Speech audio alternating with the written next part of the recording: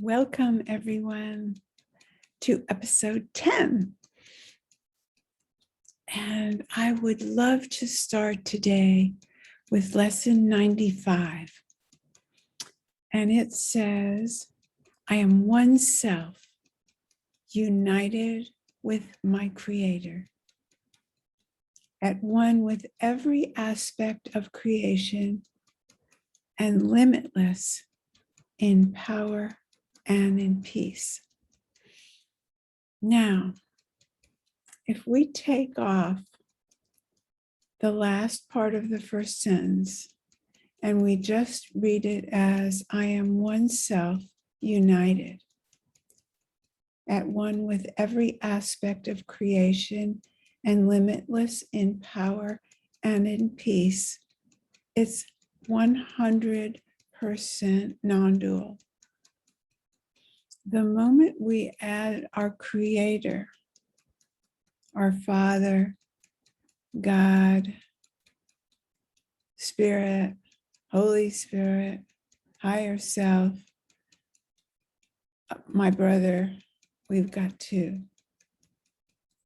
And as I say in almost every episode, the course is progressive.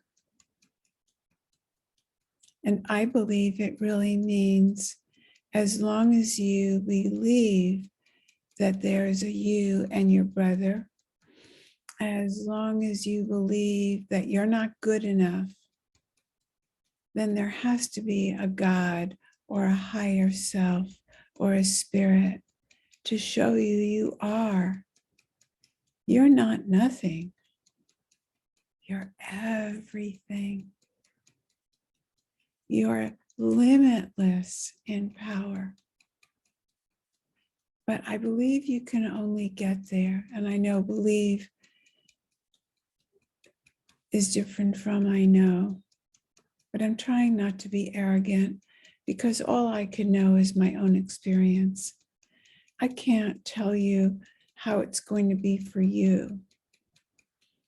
So it's just my way of saying, this is how I got to oneness.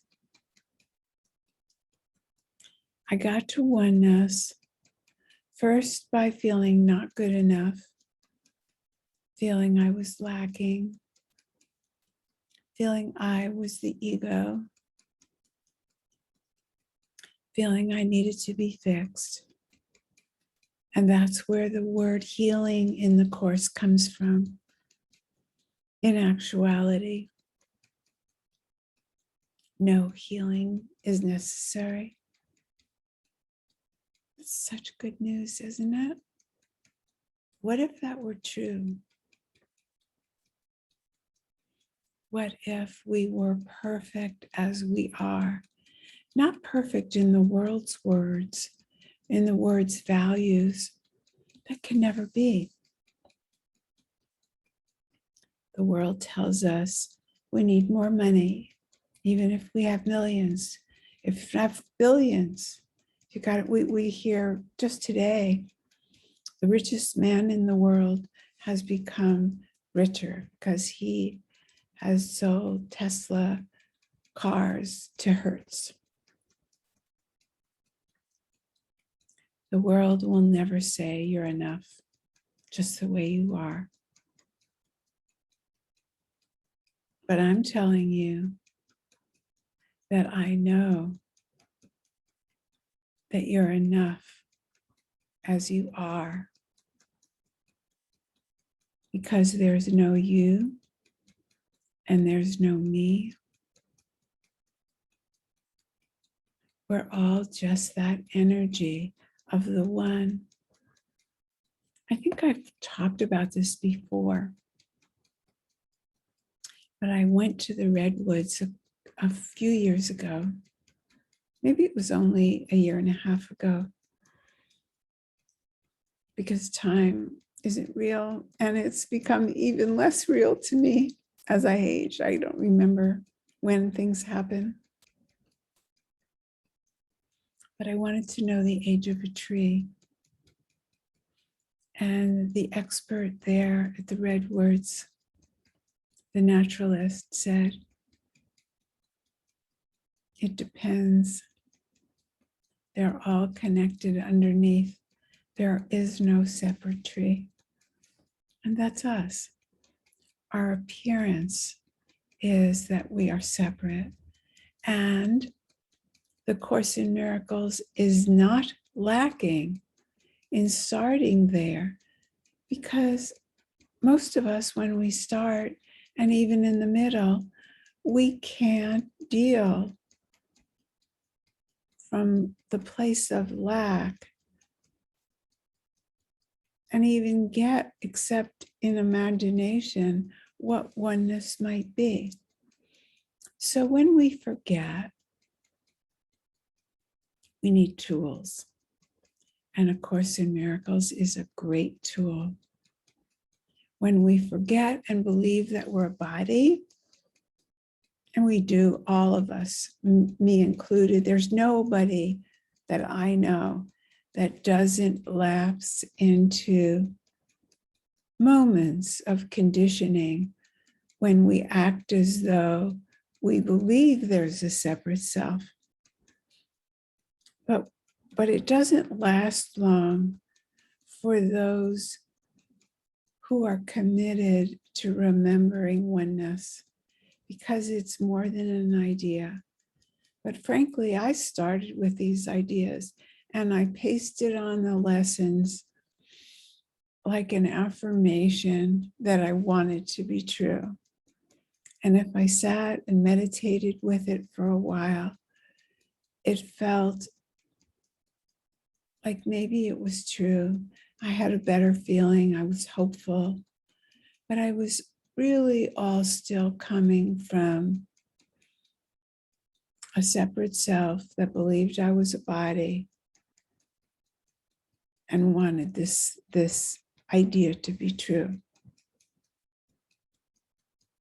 I think death helps us understand more deeply that this is not just an idea.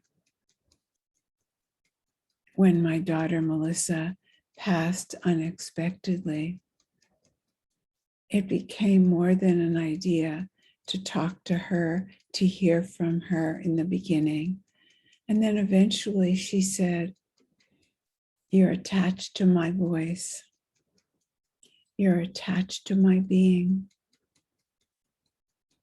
You need to hear from me in a neutral way, in a neutral voice, so that your spiritual progression will continue." She didn't say that part, but that's what I understood. And so I became more like other people, where our intuition gets the message. Turn this on, turn that off, go here, go there, call this person. And even things in our lives that don't appear as though they are from spirit. The non-dual says it's all spirit. But finishing my thought about death, I love the idea that I can be with my sweet Melissa in eternity here now, that there are no barriers, there are no veils. And the Course says this many places in many ways. And once we get that, there's no need for a personal self. And once there's no need for a personal self, there's no need for a father or a God word or an outside other of any sort. Now, this is not just conceptual or theoretical. What difference does it make? Many of you know that Dove Fishman and I do a Tuesday night class. It's free if anybody would like to join. And tonight, he wanted to share a video about, the title is something like, "How do we deal with people who are still unconscious. And I was very surprised at the title, because Dove and I know there's no people out there that upset us. It's only us. And this person who I'm not familiar with, so I can't give you his name, he says in the most gentle ways, he brings people up to the idea of facing it's only our feelings, our unconscious thoughts, or now maybe conscious, that we put into someone else. And taking responsibility, as the Course leads us to do, does not mean guilt or shame. It means remembering the truth. To me, that's what most people say, I take responsibility. And there is that paragraph that says, and everything happens just as I wanted it to. But I believe what's meant there is, if we are everything, we are awareness, we are not separate people, then there's no separate wills. And everything is just the way it's supposed to be. No exceptions. And the wanting, it's only a personal self that wants and needs. When we get into eternity, which is that space that's outside of our personal self, you too may see that you do not have a need for anything. You might see if you're complete. So let's just take a few moments. Let me check our time. We're good. Let's take a few moments and go to that space that might be outside of us. But first, let's check in. And let's go with that video and see if there is someone that is annoying you and takes no responsibility for their feelings and just lashes out and blames and judges. They could be a political figure. They could be someone in your life. If you can't find someone like that, then just pick a situation that annoys you. 0 to 10, the most upsetting is a 10. Give it a number. I'll give you a few seconds to think of the person. I thought of someone because it happened quite surprisingly for a few seconds until I remembered something else. It was pretty high for me, pretty unusual. All right, by now you have the person or you have the situation and you've given it a number. Now let's start with the breath. If you would inhale through your nose, take a deep breath. Notice that there's a little space between your inhalation and your exhalation. And if you would like to reach your arms out from your sides and wiggle your fingers and stretch and open into the energy from outside your body into the room. And notice once again how you usually ignore the air in the room. Usually you notice the furniture and the people and not the space, but the space is always there. And today we're going to look at what is obfuscated. I love that word. It means what is covered over in favor of what we prefer to look at. So we prefer to see ourselves as solid bodies and other solid bodies, even though quantum physics says there is no solidity, it cannot be found. But we're in the space, and we're going to notice the space, and then we're going to pop out of the space of our room and pop into the space outside of us. And we're going to notice the weather. And our energy of noticing is going to mingle with the weather. So if it's rain, our energy is going to mingle with rain. If it's dark, we're going to mingle with darkness, knowing that there is a sky behind what we can see, even if clouds and darkness cover. And if it's dark, you know that in the light, there is more that you can't see right now. So let's take a deep breath, and just for this second, let's open our hearts to the unseen.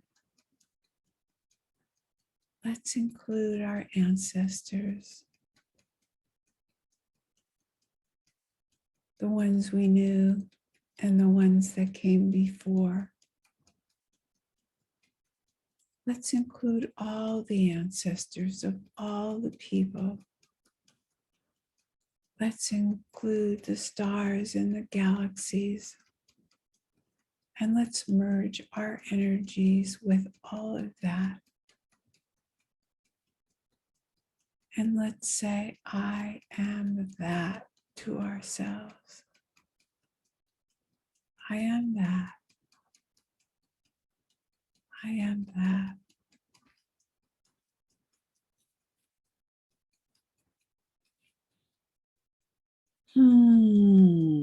How does that feel? Are you fighting with it, or have you allowed it? And let's come back into the room.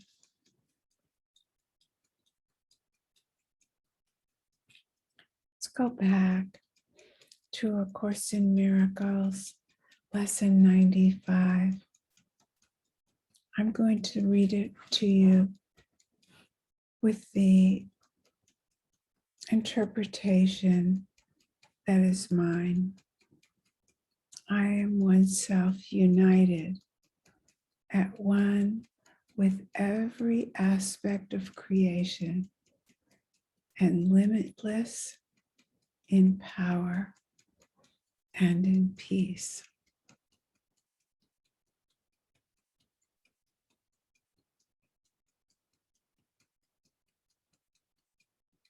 How beautiful it is to be one with peace, one with power.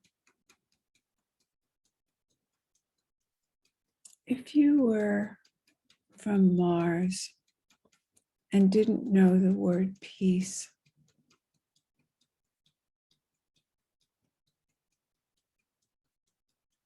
how could you understand it? What would another person need to say to you? For me, if I were talking to a person from Mars, I would say that peace is the absence of suffering.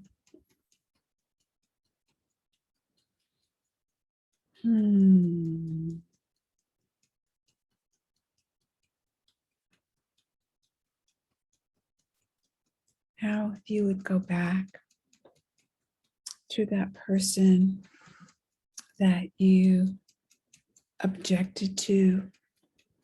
You thought they were angry or unconscious or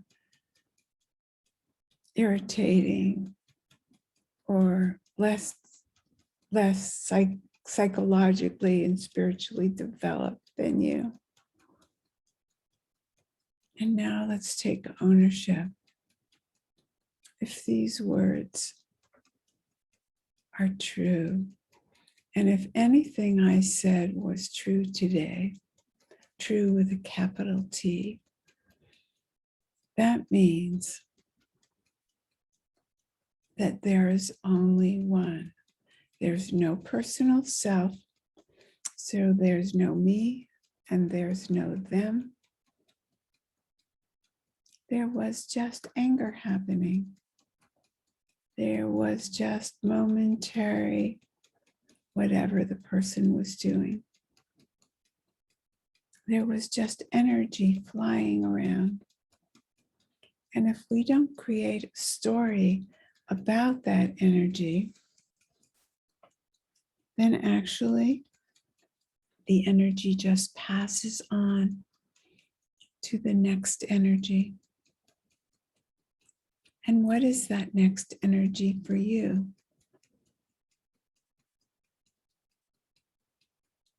How upset are you now when you come back from eternity into this moment, remembering your situation or the person?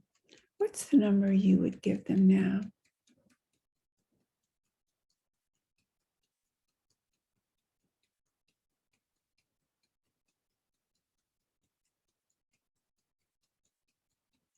I'm thinking now of a person in my meditation group who said afterwards, she felt like she knew truth. She knew something deep. What are your words for your experience today? If your numbers toward the situation or the person went down on the scale, claim that knowing. Claim yourself, even if it has to be very private. Claim yourself as the knower of this experience, not the experiencer. It's just a small shift in who and what you think you are. You are the experiencer. Yes or no? Yes and no. You are the experiencer and the one who knows it, because you're everything. And in your everything, you don't need to feel like that's arrogant, because the everything is nothing. And we don't need to be upset about being nothing, because the ego wants to be somebody and wants to improve at least. But how is it to feel into being everything? How is that for you?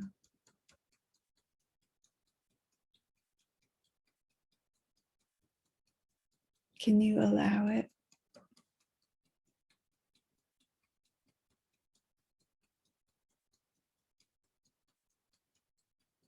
I know for a very long time, I don't think I could have.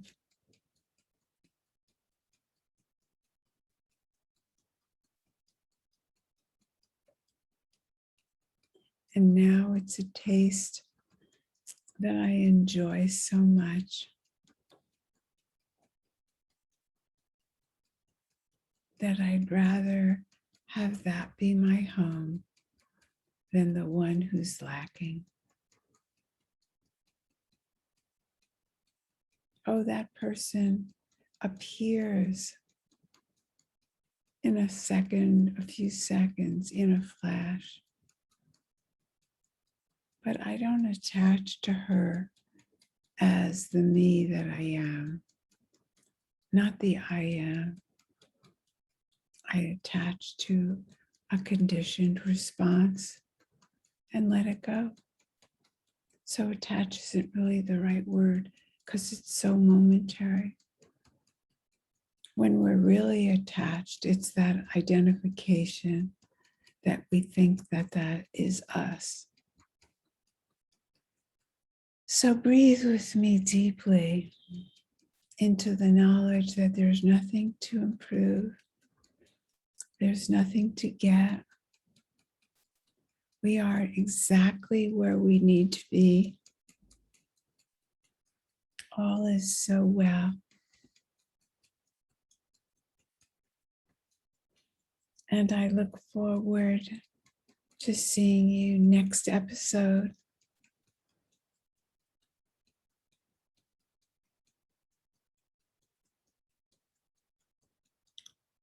Please visit my YouTube channel or A Course in Miracles Gather.